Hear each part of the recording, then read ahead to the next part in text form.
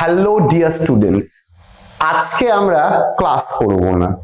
আজকে যেন আমরা নেটফ্লিক্সের একটা টিভি সিরিজ দেখব এবং সেটা নিয়ে আলোচনা করব।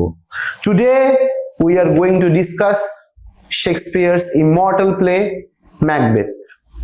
শেক্সপিয়ারের 4টে গ্র্যান্ড ট্র্যাজেডিজ আছে। শেক্সপিয়ার প্রায় 40টির মতো নাটক লিখেছেন। তার মধ্যে অনেক কমেডি আছে, অনেক ট্র্যাজেডি আছে এবং শেক্সপিয়ার মূলত ট্র্যাজেডি লিখিয়ে হিসেবে সব থেকে বেশি নাম করেছে।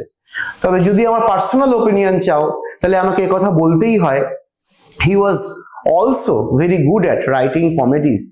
ওনার লেখা 12th night, the merchant of Venice, the tempest, এগুলো আমাদের বিশ্ব সাহিত্যের ইতিহাসে এক একটি অমূল্য সম্পদ। আমরা প্রথমে আজকে জানবো শেক্সপিয়ারের লেখা 4টে গ্র্যান্ড ট্র্যাজেডির নাম কি কি। Right now we are going to approach the master of English literature. তো শুধুমাত্র ম্যাকবেথের প্লট সামারি পড়বো, হু ওয়াজ ম্যাকবেথ, এইটুকু জানলে আমাদের জানা কখনোই ভালো হবে না। এবং যে পেশা আমরা নির্বাচন করতে চলেছি, সেই পেশা নির্বাচনের যে পরীক্ষা আছে, সে কিন্তু আমাকে খুব ভালো করে ফিল্টারের মতো ছেঁকে নেবে, আমাকে দেখে নেবে যে আমি আমার বিষয়টি জানি কিনা। কবিতা আমরা একরকম মাইন্ড সেটআপ নিয়ে পড়েছি, ড্রামা আমাদের আরেক রকম মাইন্ড সেটআপ নিয়ে পড়তে হবে। এবং ড্রামা, নভেল, শর্ট স্টোরি এগুলো কিন্তু কবিতার থেকে সাইজে ভলিউমে বড়। তো কবিতাতে আমার যে একটি সুবিধা ছিল, লাইন বাই লাইন প্রত্যেকটা লাইন বলে দেওয়া। সে ইউলিসিস প্রায় 70 লাইনের কবিতা, সেটিকেও আমরা লাইন বাই লাইন ডিসকাস করেছি। কিন্তু এই সুবিধাটা আমরা ড্রামার ক্ষেত্রে বা নভেলের ক্ষেত্রে, টু সাম এক্সটেন্ট শর্ট স্টোরির ক্ষেত্রে কিন্তু পাবো না। আমরা জেনারেল ওভারভিউ, কনটেক্সট ইত্যাদি বিভিন্ন ব্যাপার আলোচনা করব। ম্যাকবেথে 5টা অ্যাক্ট বা 5টা অঙ্ক আছে, act 1, act 2, act 3, act 4, act 5। আমরা যারা নাটকের সাথে খুব একটা পরিচিত নই, আমরা এটিকে টিভি সিরিজের এপিসোডের মতো দেখতে পারি। এপিসোড 1, এপিসোড 2, 3, 4 and 5 সেরকম ভাবে দেখলেও হবে। এবং আমি হলপ করে তোমাদেরকে বলতে পারি যে বর্তমানে নেটফ্লিক্সে, প্রাইমে যে ধরনের টিভি সিরিজ গুলো তোমরা দেখো, তার থেকে তো বহু অংশে ভালোই, খারাপ তো কোনো দিক দিয়েই নয়। মানে আমরা টিভি সিরিজে যা দেখি তার থেকে অনেক বেশি ব্লাড, গোর, ভায়োলেন্স, এক্সট্রিম সিন, ডায়ালগ ইত্যাদি সমস্ত কিছু আছে। আমি নিজেও পার্সোনালি খুব এক্সাইটেড যে আমি তোমাদের ম্যাকবেথ পড়াতে চলেছি। তাহলে চলো আমরা প্রথমেই দেখে নিই শেক্সপিয়ারের লেখা 4টে গ্র্যান্ড ট্র্যাজেডি কি কি। এবং ইংলিশ অনার্সের স্টুডেন্ট হিসেবে এবং ভবিষ্যতের ইংরেজি শিক্ষক শিক্ষিকা হিসেবে আমাদের কিন্তু এইটি সকলের আমাদের জানাটা এক প্রকার মাস্ট। ওকে, তো প্রথম ড্রামাটি, আমি শুধু ড্রামাগুলির নাম বলছি, আমি কোনো কালপঞ্জি বা ক্রোনোলজি ওরকম ভাবে মেনটেন করছি না। আমি প্রত্যেকটা ড্রামার নাম বলবো এবং সেই ড্রামাটা, সেই নাটকটা মূলত আমাদের কোন হিউম্যান ইমোশন নিয়ে ডিল করে সেটিকে আমরা দেখব। কেমন? তো প্রথম হচ্ছে ম্যাকবেথ। ম্যাকবেথ ডিল করে হচ্ছে আমাদের যে ওভার অ্যাম্বিশন আছে সেইটিকে নিয়ে ম্যাকবেথ ডিল করে। তাহলে ম্যাকবেথ ডিল করছে ওভার অ্যাম্বিশন, ঠিক আছে। অপর গুরুত্বপূর্ণ ড্রামার নাম হলো লিয়ার বা কিং লিয়ার। কিং লিয়ার ডিল করে হচ্ছে wrong decision. Othello, one of my favorite dramas, এবং ওথেলোর কিন্তু অনেক অ্যাডাপ্টেশন আছে। I would strongly suggest watch some movies at least. তাহলে শেক্সপিয়ারের আবহ, শেক্সপিয়ারের ব্যাকগ্রাউন্ড, শেক্সপিয়ারের ফ্লেভার সম্পর্কে আমরা অবগত হব। আমি একটু মুভিগুলির নাম বলে দিচ্ছি, তোমাদের দেখতে সুবিধা হবে। আমি হিন্দি ইংরাজি মিলিয়ে বলছি, দু একটা বাংলা মুভিরও নাম পাবে। প্রত্যেকটা মুভি কোন ড্রামার অ্যাডাপ্টেশন সেটা শুনে রাখো। তো একদম প্রথমেই বলছি, ম্যাকবেথের কথাই বলছি, আমাদের সিলেবাসে আছে, ভেরি ইম্পর্টেন্ট। ম্যাকবেথের একটি চমৎকার অ্যাডাপ্টেশন আছে বিশাল ভারদ্বাজের। সিনেমাটির নাম হচ্ছে মকবুল। হ্যাঁ, বেশ প্রায় 18-20 বছর আগের রিলিজ করা সিনেমা। তোমরা একটুখানি ইন্টারনেট সার্চ করলে, ইউটিউব সার্চ করলে সিনেমাটি পেতে পারো। দ্বিতীয় সিনেমাটি হচ্ছে হ্যামলেট। এটিও বিশাল ভারদ্বাজেরই করা। এই সিনেমাটির অ্যাডাপ্টেশন হচ্ছে Haider. It is also an excellent film, দেখতে পারো, চমৎকার সিনেমা। অপর সিনেমাটি হচ্ছে ড্রামাটি হচ্ছে ওথেলো। ওথেলোর অনেকগুলি অ্যাডাপ্টেশন আছে। আমি একটি হিন্দি অ্যাডাপ্টেশনের কথা বলছি এবং সম্প্রতি একটি বাংলা অ্যাডাপ্টেশন বেরিয়েছে, আমি তার কথাও বলছি। সেই অ্যাডাপ্টেশনগুলি হলো, হিন্দিতে হয়েছে ওমকারা। ওমকারা 2010-এর আগের সিনেমা, খুব নামকরা। অজয় দেবগন আছে, সেফ আলী খান আছে, করিনা কাপুর আছে, এবং সেফ আলী খান এখানে ইয়াগোর চরিত্র করার জন্য অনেক অ্যাওয়ার্ডও পেয়েছিল। কেমন? এই তিনটে বললাম। আর লিয়ারকে নিয়ে নিশ্চয়ই আছে সিনেমা, কিন্তু আমার সেরকম জানা নেই বা আমার দেখা নেই। তোমরা যদি জেনে থাকো আমাকে জানাতে পারো। I will see the movie and enrich my experience. তো কিং লিয়ার রং decision, Macbeth over ambition. Othello কি নিয়ে? জেলাসি। ওথেলোর কি বললাম? হিন্দিতে দেখলে ওমকারা, বাংলায় দেখলে অথই। এই দুটি হচ্ছে ওথেলোর অ্যাডাপ্টেশন। ম্যাকবেথ হলো, লিয়ার হলো, ওথেলো হলো, এবং last but not the least Hamlet. Hamlet শেক্সপিয়ারের লেখা সব থেকে বড় ট্র্যাজেডি, আকারের দিক থেকে বড়, সব থেকে কমপ্লেক্স। হ্যামলেট ডিল করছে অনেক কিছু নিয়ে ডিল করছে। আমি মূলত মেন যে কিওয়ার্ড গুলো মাথায় আসে সেইটা নিয়ে। প্রোক্যাস্টিনেশন। প্রোক্যাস্টিনেশন মানে আমি করব কি করব না। হ্যামলেটের সেই বিখ্যাত dialogue, to be or not to be. ঠিক আছে, এবারে আমরা ম্যাকবেথের দিকে ফোকাস দিই। Macbeth is one of William Shakespeare's most famous tragedies, written around 1606 during the reign of King James I. Macbeth লেখা হচ্ছে কখন? 1606। 1606 মানে কোন সেঞ্চুরি পড়বে? 16th century? না, 17th সেঞ্চুরি। তাহলে 17th সেঞ্চুরি সবে মাত্র শুরু হয়েছে, একদম তার গোড়ার দিকে লেখা হচ্ছে ম্যাকবেথ। সেই সময় ইংল্যান্ডের রাজাকে কিং জেমস I, ইনি হচ্ছেন রাজা। This dark and intense play explores ambition, guilt, fate, and the corrupting influence of power. Macbeth কিন্তু পাওয়ার নিয়ে ডিল করছে, অনেক কিছু নিয়ে ডিল করছে। সেখানে পাওয়ার, গ্রিড ফর পাওয়ার, এগুলো কিন্তু আসবেই। হ্যাঁ, একটু বুঝি আমরা আস্তে আস্তে। We will go slow, we will go steady, and we will have success surely. Do not rush, do not panic. আস্তে আস্তে বোঝো, ভালো করে বোঝো। তাড়াহুড়োতে বুঝবে, 2 মিনিট পরে ভুলে যাবে, all of your efforts would be futile. কি বলছে? প্লেটা হচ্ছে ডার্ক, ইন্টেন্স। এটা হচ্ছে প্লেটা, ডার্ক আর ইন্টেন্স। কি নিয়ে ডিল করছে? Ambition, guilt, fate, and the corrupting influence of power. একজনের অ্যাম্বিশন আছে, সে নিজের অ্যাম্বিশনের বশবর্তী হয়ে কিছু একটা করছে, কি সেটা আমরা নাটক পড়তে পড়তে জানবো। তার ফলে তার মধ্যে গিল্ট তৈরি হচ্ছে, এবং এগুলো যে হবে সেটা তার ফেট, কপালে, ভাগ্যে অনেক আগেই কোনোভাবে হয়তো লেখা ছিল। আর সব থেকে ইম্পর্টেন্ট হচ্ছে করাপ্টিং ইনফ্লুয়েন্স অফ পাওয়ার। পাওয়ার, ক্ষমতা, ইনফ্লুয়েন্স, এটা একটা এমন ব্যাপার যে মানুষকে দিয়ে ভুল কাজ করাবেই। আর মানুষ যখনই ক্ষমতায় বশবর্তী হয়ে ভুল কাজ করবে, তখন সে কি করবে? তখন সে ক্ষমতা দিয়েই সেই ভুলটাকে কোনোভাবে ঢাকা চাপা দেওয়ার চেষ্টা করবে। তার ফলে সে আরো ভুল করতে শুরু করবে। তো এইটা একটা vicious cycle. Corrupting influence of power আমরা দেখব, it is a vicious cycle. আমি একবার কোনো একটা ইল মিনস, কুপন্থা, খারাপ পন্থা অবলম্বন করে ক্ষমতা হস্তগত করলাম। তো সেই ক্ষমতা টিকিয়ে রাখতে গেলেও আমাকে ক্রমাগত ভুল করতে হবে, এবং আমি চোরাবালিতে, আমি পাঁকের মধ্যে আস্তে আস্তে তলাতে থাকবো। Set in medieval Scotland, it follows the rise and fall of Macbeth, a noble warrior whose ambition leads him to murder and madness. Very important. আমাদের যিনি নাট্যকার উইলিয়াম শেক্সপিয়ার, তিনি ইংল্যান্ডের, কিন্তু তিনি সেটিং হিসেবে ইংল্যান্ডকে কিন্তু ব্যবহার করছে না, তিনি সেটিং এ চলে যাচ্ছে স্কটল্যান্ডে। স্কটল্যান্ডের একজন মানে রাজা নয়, noble warrior. Macbeth started his career as a noble warrior. সামন্ত ব্যাপারটা তোমরা নিশ্চয়ই বোঝো, আমি একটুখানি বলে দিই। সামন্ত মানে হচ্ছে, দেখো আগেকার দিনে কি হতো,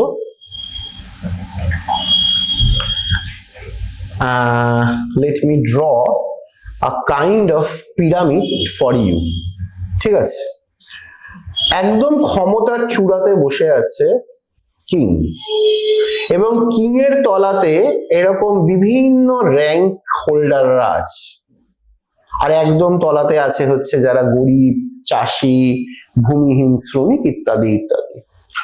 তো এই নিচে যারা আছে তারা আমাদের ইউরোপিয়ান পরিভাষাতে বললে, ইংরেজি পরিভাষাতে বললে, they were known as feudal lord or সামন্ত প্রভু, ঠিক আছে? আর যদি তুমি আমাদের ভারতীয় ইতিহাসের কনটেক্সটে বুঝতে চাও, তাহলে এই সামন্ত প্রভুর সাথে আমরা খুব মিল পাবো মুঘল যুগের মানসাবদারদের। মানসাবদার ব্যাপারটা কি ছিল? ব্যাপারটা ছিল, ধরো রাজাটা হচ্ছে, যিনি রাজামশাই তিনি ভারতবর্ষের রাজা। এবার ভারতবর্ষের রাজা তিনি চূড়ান্ত ক্ষমতার অধিকারী। এবার তার পক্ষে তো একা পুরোপুরি ভারতবর্ষকে ম্যানেজ করা সম্ভব নয়। তার জন্য কি করেছে, গুজরাটে একজনকে দায়িত্ব দিয়েছে, ঠিক আছে? আমি ধরলাম তার নাম বি।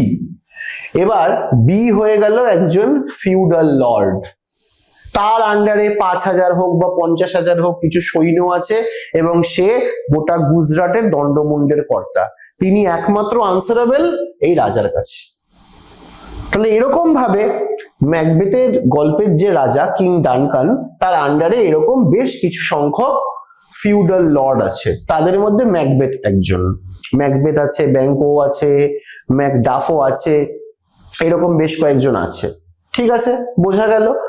এবার এই ম্যাকবেথ কিভাবে রাজা হলো এবং রাজা হওয়ার ফলে তার জীবনে কি কি দুঃখ দুর্দশা নেমে এলো, সেইটা তো আমাদের গল্পে আমরা, নাটকে আমরা আস্তে আস্তে আসবো।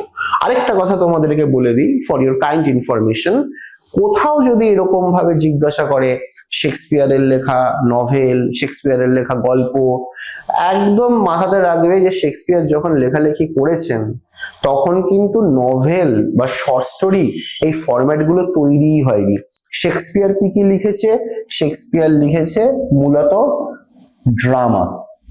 ওকে, এই ড্রামার মধ্যে উনি ট্র্যাজেডি লিখেছে, কমেডি লিখেছে, এবং রোমান্টিক ট্র্যাজেডিও লিখেছে, উদাহরণ রোমিও এন্ড জুলিয়েট। আর শেক্সপিয়ার কি লিখেছে? সনেট লিখেছে। আমরা একটা সনেট শেক্সপিয়ারের খুব শিগগিরই পড়বো, shall I compare thee to a summer's day. আর 2 থেকে 4টের মতো লং পোয়েম, লম্বা ইংরেজি কবিতা লিখেছে। শেক্সপিয়ার এর বাইরে অন্য কোনো লিটারারি ফরম্যাটে লেখেননি। উনি নাটক লিখেছে, কবিতা লিখেছে, সনেট লিখেছে, ঠিক আছে? তাহলে আমরা কিং, রাজা এবং ফিউডাল লর্ডের কি সম্পর্ক, যেহেতু ম্যাকবেথ একজন ফিউডাল লর্ড বা সামন্ত প্রভু ছিল, প্লাস উনি নোবেল ওয়ারিয়ারও ছিল, যুদ্ধ করতে যেতে হতো, তাই ব্যাকগ্রাউন্ডটা আমরা জানলাম, ঠিক আছে? এইবারে আমরা চলে আসি আমাদের এখানকার টেক্সটে। Macbeth a noble warrior whose ambition leads him to murder and madness। তো ম্যাকবেথের কি হচ্ছে? অ্যাম্বিশন, এটাই ম্যাকবেথকে মার্ডার এন্ড ম্যাডনেস এই দিকে ঠেলে দিচ্ছে। এইখানে একটা জিনিস খুব ভালো করে বোঝো। আমাদের স্যার বলতেন, মানে উনি শেক্সপিয়ারকে এভাবে অ্যানালিসিস করেছে, আর তোমরা যারা ম্যাকবেথটা পড়ে নিও, হ্যাঁ ম্যাকবেথটা খুব বড় ড্রামা না, খুব স্পিড আছে, এবং বাড়িতে যদি কারোর কাছে অনার্স লেভেলের বা মাস্টার্স লেভেলের বই থেকে থাকে তাহলে অনেকের কাছেই দেখবে নোটবুক আছে, বিভিন্ন রাইটারের নোটবুক হয়, এস সেন হয়, রামজি লাল হয়, রঘুকুল তিলক হয়, there are so many writers out there. তো এই নোটবুকে কি হচ্ছে, বাম দিকে দেখবে লেখা আছে অরিজিনাল শেক্সপিয়ারিয়ান ইংলিশটা, আর ডান দিকে লেখা আছে একটা সহজ সিম্পলিফাইড ইংলিশ। তা এই দুটোকে নিয়ে একটু সময় দিয়ে পড়লেই ড্রামাটা কিন্তু ভালোভাবে কভার হয়ে যাবে। এই যে ক্লাসটা হচ্ছে, এই ক্লাসটার প্রপার সুফল তোমরা তখনই পাবে যখন এই ক্লাসটা ভালোভাবে শোনার সাথে সাথে তোমরা ড্রামাটাও বাড়িতে নিজেরা পড়বে, পুরোটা পড়বে।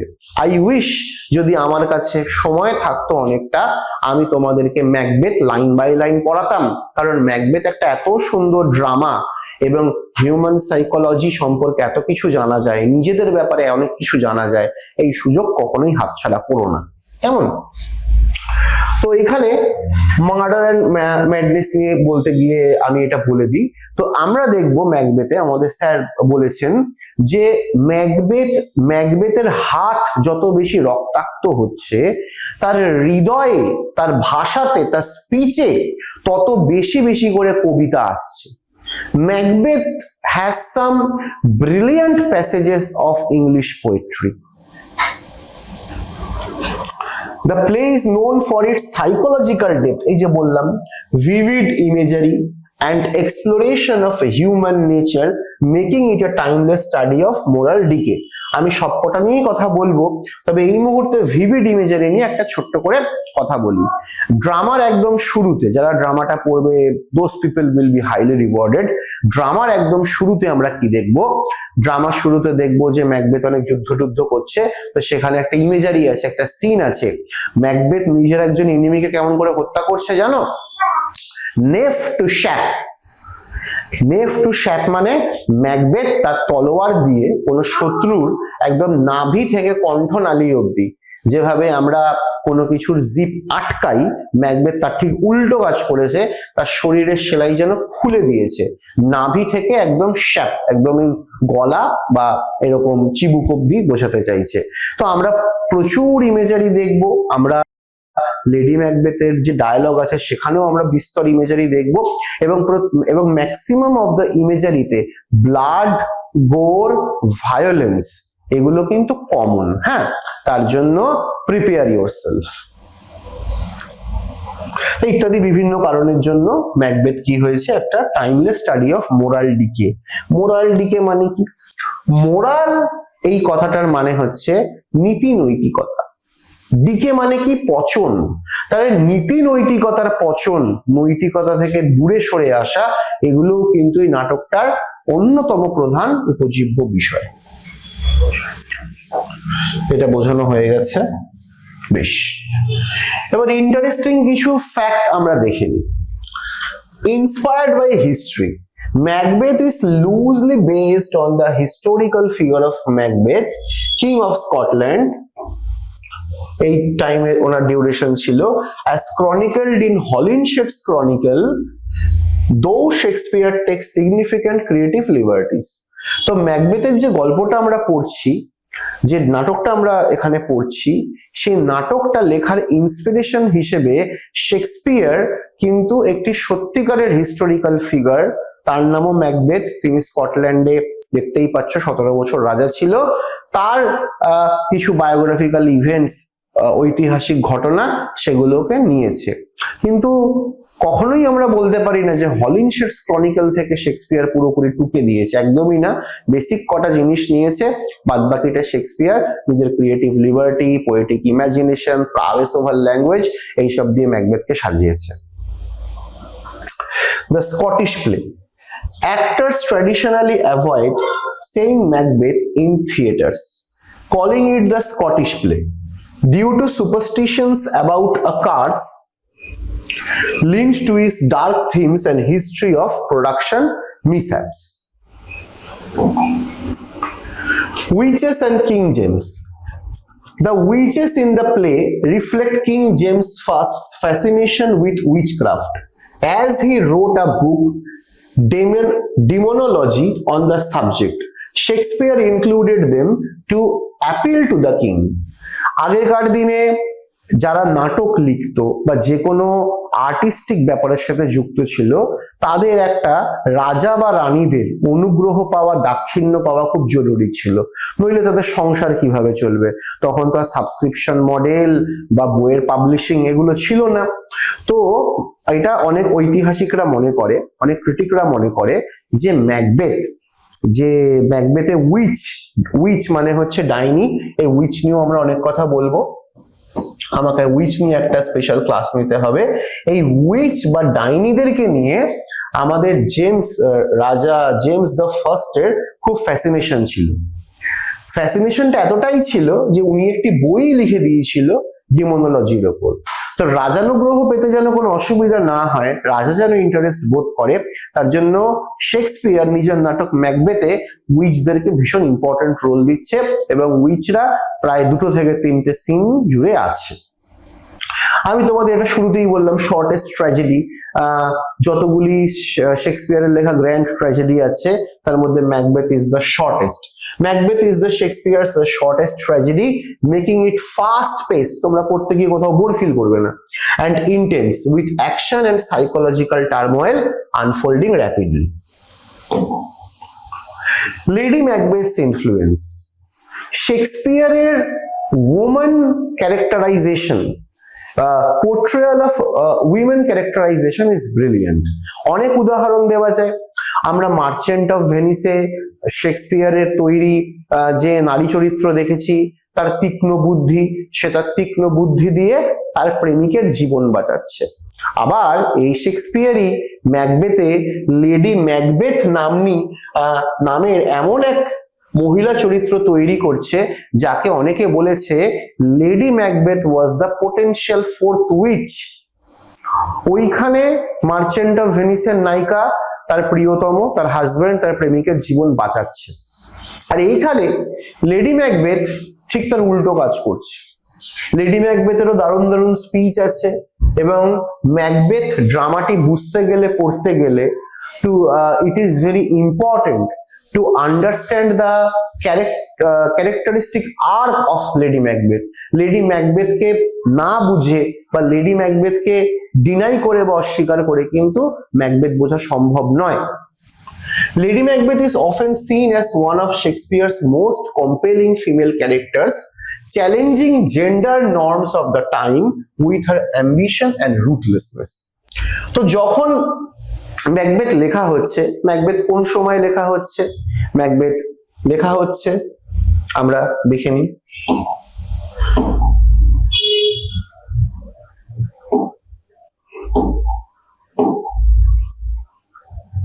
1606, 17th সেঞ্চুরি।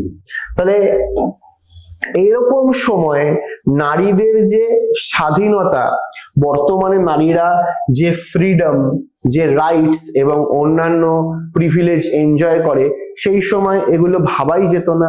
সেই সময় মেয়েদের কি বেসিক কতগুলো রোল ছিল, তুমি ঘর সামলাবে, তুমি সন্তান উৎপাদন করবে, তুমি লজ্জা, তুমি হিউমিলিটি, পেশেন্স, এগুলোর তুমি মূর্তি হবে, এগুলোই উইমেনদের কাছ থেকে এক্সপেকটেশন ছিল, এবং উইমেনরা এগুলো করতেই কমফোর্টেবল ছিল।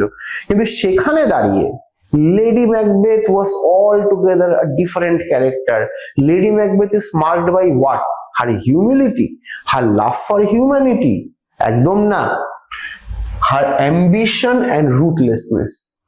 আমরা ম্যাকবেথের মধ্যে সাইকোলজিক্যাল রুথলেসনেস, ভায়োলেন্স দেখবো, ফিজিক্যালও দেখবো। লেডি ম্যাকবেথের মধ্যে শুধুমাত্র সাইকোলজিক্যাল দেখবো, কিন্তু সেই সাইকোলজি কতটা ইন্টেন্স, কয়েকটা প্যাসেজ আছে, লেডি ম্যাকবেথের কিছু স্পিচ আছে, সেখানে আমরা সেটা বুঝতে পারবো।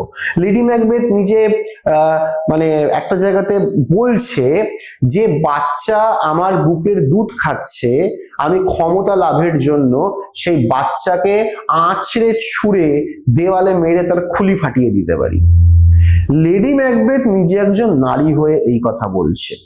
আরেক জায়গাতে সে বলছে, সে কসমিক স্পিরিটদেরকে ইনভোক করছে, আহ্বান করছে, কাম অ্যান্ড আনসেক্স মি হিয়ার। বলছে মানে আমার যে নারীত্ব আছে সেটাকে তোমরা নিয়ে নাও, আমি এই নারীর লিঙ্গে বাধা পড়ে আমি আমার অ্যাম্বিশনকে হাতছাড়া হতে দেব না। Lady Macbeth is such a character. এবারে আমরা দেখব হিস্টোরিক্যাল কনটেক্সট। জ্যাকোবিয়ান ইংল্যান্ড, যে সময় লেখা হচ্ছে সেই পিরিয়ডটাকে জ্যাকোবিয়ান পিরিয়ডও বলে। Written during the early years of King James the First's reign, মানে রাজত্ব, Macbeth reflects anxieties about political stability, succession and treason, especially after the gunpowder plot of 1605, a failed attempt to assassinate the king. আমি প্রত্যেকটা ক্লাসেই প্রায় এই কথাটা বলি, no poet or no artist or writer writes in vacuum.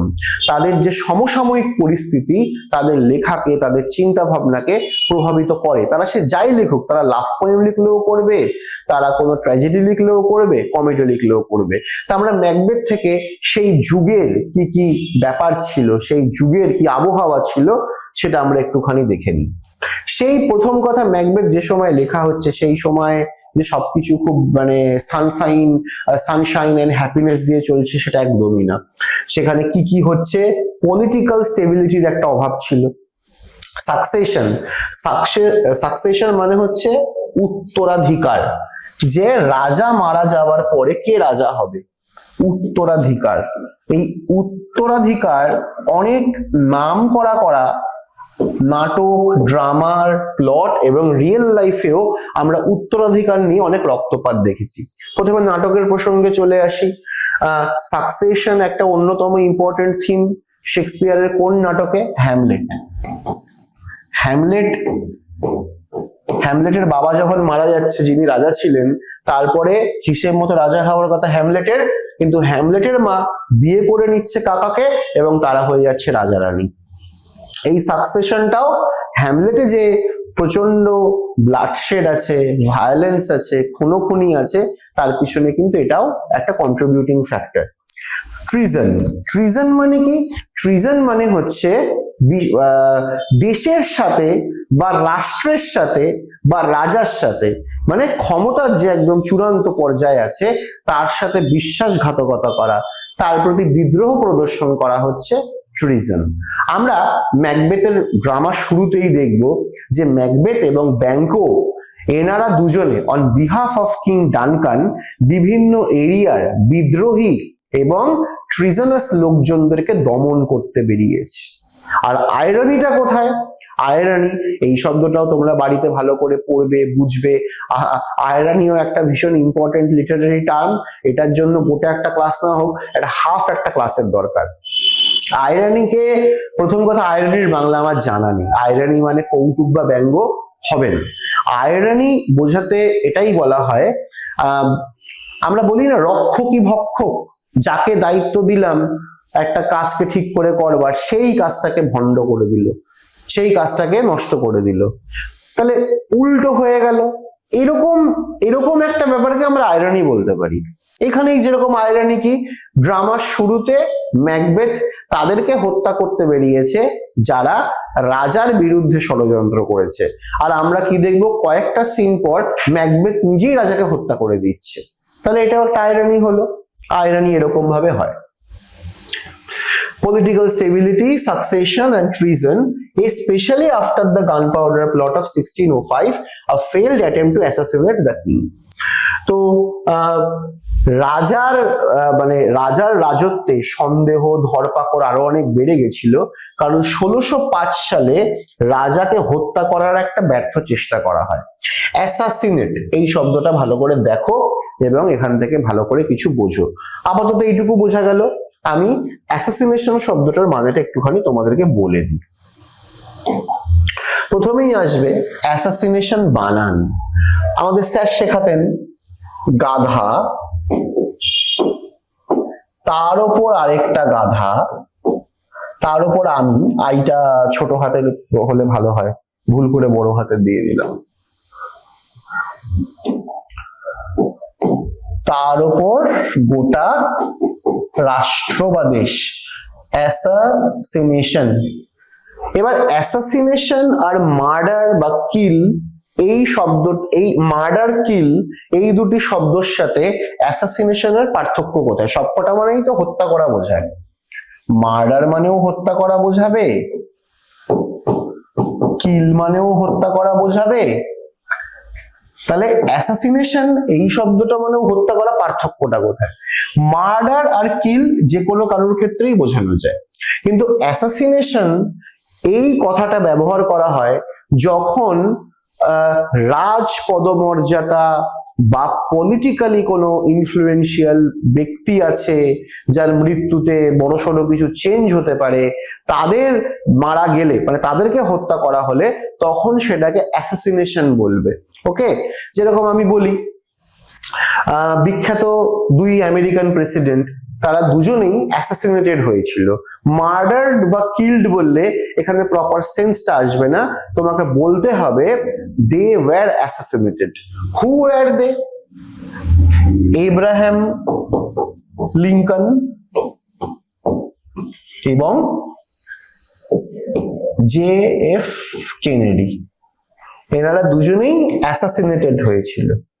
এনাদেরকে যখন খুন করা হয়েছিল বা মারা হয়েছিল, আমরা মার্ডার শব্দটা ব্যবহার করব না, আমরা কি ব্যবহার করব? আমরা ব্যবহার করব এই শব্দটা, assassination. It is a noun, আর অ্যাসাসিনেট করলে ভার্ব হচ্ছে। ঠিক আছে, এই শব্দটা আমরা বুঝে নিলাম, এই শব্দটাও বারবার করে আসবে। তা রাজার তো মনে আরো সন্দেহ বেড়েই যাবে, তার উপর একবার যদি হত্যার হয়, আর ফলে কি হবে? কোর্টে, রাজ দরবারের চারপাশে একটা দমবন্ধকর সাফোকেটিং পরিবেশ তৈরি হবে। আর আমরা এই দমবন্ধকর সাফোকেটিং, ভীষণ ইন্টেন্স, ব্লিক, ডার্ক একটা টোন কিন্তু ম্যাকবেথের মধ্যেও দেখতে পাবো। ওই যে বললাম, সমসাময়িকতার বিভিন্ন ব্যাপার ইনফ্লুয়েন্স করবে।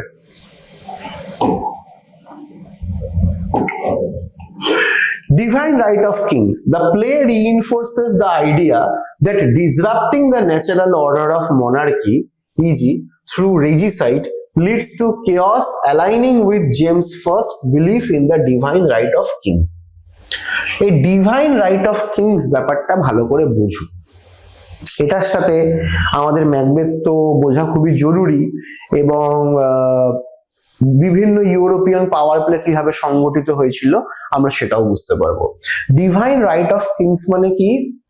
কোনো এক রাজবংশের রাজাকে স্বয়ং ডিভাইন মানে গড বা গড লাইক কেউ এসে আমাকে রাজা মনোনীত করলো। ঠিক আছে, এবারে আমি রাজা হলাম, আমার ছেলে সেও রাজা হবে, তার ছেলে সেও রাজা হবে। এরকম ভাবে চললে রাজত্ব ঠিকঠাক চলবে। হঠাৎ করে কেউ যদি এসে আমার ছেলেকে সরিয়ে দিয়ে তার নিজের ছেলেকে বসিয়ে দেয়, বা যদি সে নিজেই রাজা হয়ে যায়, তাহলে কিন্তু things would go very wrong. এখানে এটাই হচ্ছে। আমরা কি দেখবো? ডানকানকে সরিয়ে দিয়ে ম্যাকবেথ রাজা হয়ে গেল। তা ম্যাকবেথের তো রাজা হওয়ার কথা ছিল না। ডানকান তো মানে এক প্রকার নিজের ছেলেকেই যুবরাজ হিসেবে ঘোষণা করে দিয়েছিল, তাই না? তাহলে ডানকানের মৃত্যুর পর তার ছেলে রাজা হবে, আর এই সিস্টেমটা চললেই বাকি সবকিছু ঠিকঠাক ভালোভাবে চলবে, বাকি সবকিছু স্টেবল হবে, রাইট?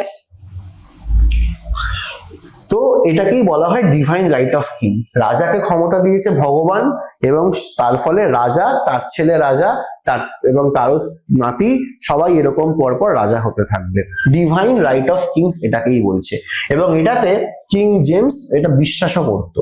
আর কিং জেমসকে খুশি করবার জন্য, তার যেন রোষানলে পড়তে না হয়, তার জন্য ম্যাকবেথ গল্পেরও থিম হচ্ছে কিন্তু এইটা। আমরা দেখবো যতদিন ডানকান রাজা ছিল everything was going smoothly. Macbeth যেই রাজা হলো এভরিথিং ওয়াজ গোয়িং রং। তারপর ম্যাকবেথ যখন সরে গেল, ডানকানের ছেলে যখন আবার রাজা হলো, তখন আবার সব মানে ন্যাচারাল অর্ডার যেন আবার রেস্টোর হলো। ঠিক আছে, উইচক্রাফট। তো হু ওয়্যার দ্য উইচেস, উইচ শব্দটার মানে কি এটাকে আমরা একটুখানি দেখি। এটা আমাদের স্টার্টিং ক্লাস, তো আমাদের বিভিন্ন টার্মিনোলজি, আইডিয়া, কনসেপ্ট এগুলো ভালো করে বুঝতে হবে, কেমন? তো এই উইচক্রাফট এই শব্দটা দুটো শব্দ দিয়ে এসছে, একটা হচ্ছে উইচ, আরেকটা হচ্ছে ক্রাফট। তো ক্রাফট মানে কি? ক্রাফট মানে যার কোনো একটা স্কিল সেট আছে বা হাতের কাজ যে জানে, হ্যান্ডিক্রাফট এরকম বলে না, তো ক্রাফট মানে হচ্ছে এইটা। তাহলে উইচদের কি ক্রাফট ছিল, and who were the witches? যে সময় ম্যাকবেথ লেখা হচ্ছে, এই উইচ কনসেপ্ট অ্যাকচুয়ালি একটা ইউরোপিয়ান কনসেপ্ট, একটা ক্রিশ্চিয়ান কনসেপ্ট। সেখানে উইচ বলতে কি বোঝানো হচ্ছে দেখো, উইচের দুটো মানে আছে। একটা উইচের মানে হচ্ছে সেই সমস্ত মহিলাদেরকে বলা হতো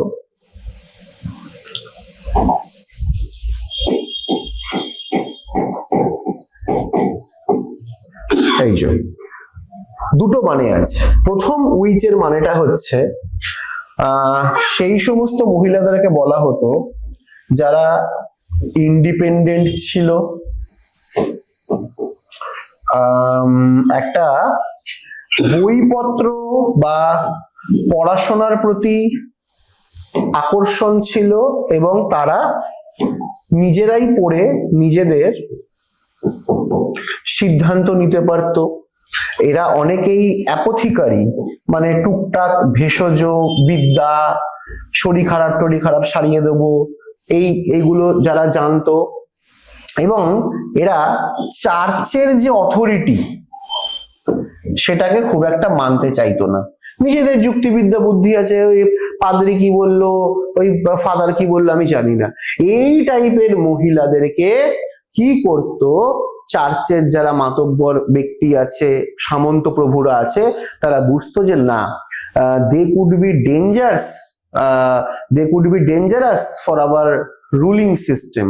তো এদেরকে উইচ বলে, মানে বলতে এদেরকে ভূতে ভর করেছে, এরা এই করে সেই করে, ভুল ভাল ব্লেম দিয়ে কি করতো, এদেরকে একটা জনসমক্ষে আনতো, জনসমক্ষে এনে এরকম একটা কাঠের পোলের সাথে বাঁধত, ভালো করে বেশ বেঁধে তারপরে আগুন লাগিয়ে দিত।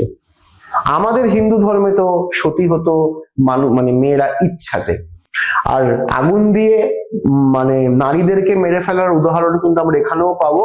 এবং আমার পার্সোনালি মনে হয় কখনোই কোনো কাউকে আগুন দিয়ে মারা উচিত না, তবু যদি মনে হয় এটা অনেক বেশি ব্রুটাল ছিল এবং এটা অনেক বেশি ডাইরেক্ট ক্ষমতাকে ভোগ করবো তার সাথে ছিল। এইটা গেল হচ্ছে উইচদের meaning.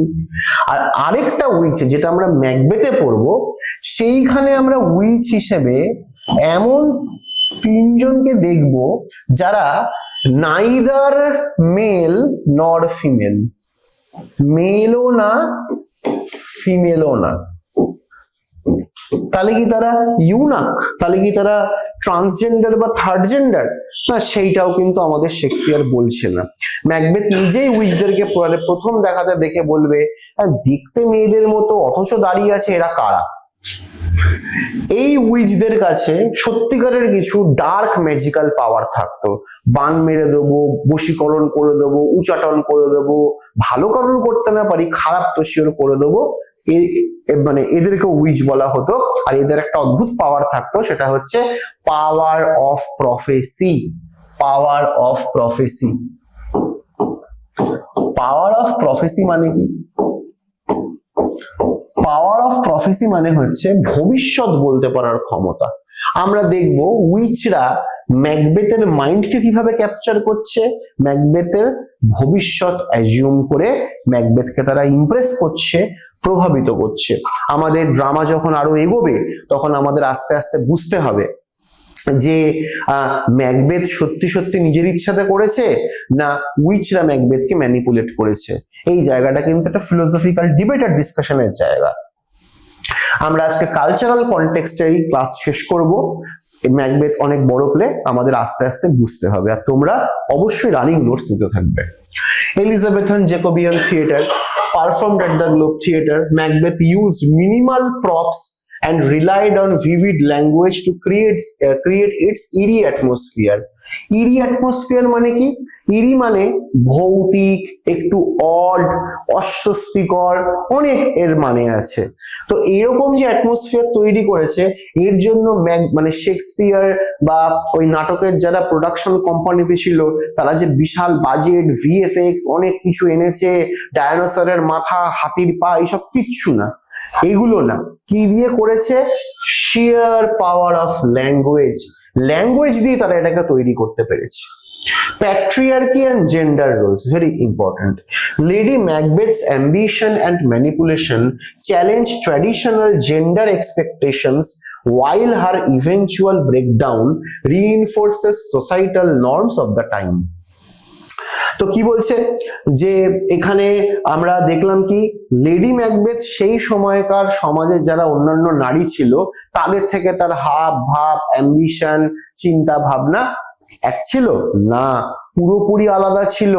Lady Macbeth was marked by her ruthlessness and ambition. বাকিদের তো সেটা ছিল না, বাকিরা তো খুব হাম্বল ছিল, বাকিরা তো খুব অনেস্ট ছিল।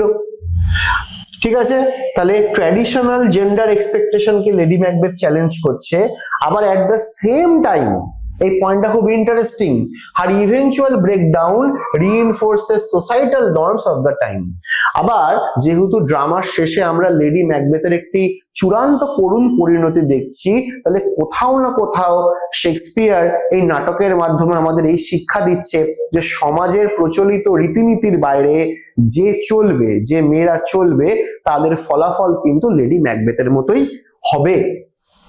ঠিক আছে, moral and religious framework. The play reflects Christian ideas of sin, guilt, and retribution, with Macbeth's descent into evil mirroring a fall from grace. Fall from grace, এইটা ভালো করে বুঝি। ম্যাকবেথ রাজা হওয়ার জন্য এই কাজটা করলো, রাজাকে মেরে দিল। রাজা হওয়ার আগে তাহলে কি ম্যাকবেথ খুব খারাপ ছিল? একদমই না। Macbeth was a very favourite person of king Duncan. ম্যাকবেথের ভীষণ রেসপেক্ট ছিল as a noble warrior. Macbeth যোদ্ধা হিসেবে ভীষণ ভালো ইয়েতে ছিল। তারপরেও যে ম্যাকবেথ যে কাজটা করলো সেটাকেই বলা হয় ফল ফ্রম গ্রেস। একটা ভালো জায়গাতে ছিলাম, সেখান থেকে আমার ফল হলো। আর কি হলো, কেমন ভাবে হলো, সেগুলো আমরা সিন পাপ, গিল্ট পাপবোধ বা অপরাধ বোধ, রিট্রিবিউশন শাস্তি ইত্যাদি সকল কিছু দ্বারা বুঝবো। ঠিক আছে, তাহলে আমরা আমাদের ম্যাকবেথের ইন্ট্রোডাক্টরি ক্লাস এখানে শেষ করলাম। খুব শিগগিরই আমরা শুরু করব অ্যাক্ট 1 ওভারভিউ থেকে। Thank you.